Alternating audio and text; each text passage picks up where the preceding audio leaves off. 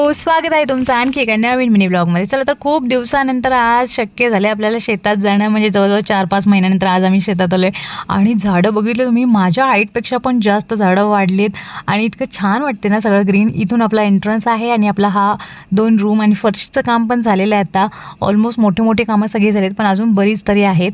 Window आहेत, दरवाजे आहेत आणि हा असा मोठा पोर्च आहे, तो बॅक पोर्चला पण अटॅच आहे. त्यानंतर आम्हाला लागली भूक, मग आम्ही आणलं होतं नाश्ता. सकाळ नाश्ता नाही, जेवणच होतं ते आमचं. इडली, डोसा, मेदूवडा हे सगळं ज्याला जे पाहिजे ते आवडायचं आणलं होतं.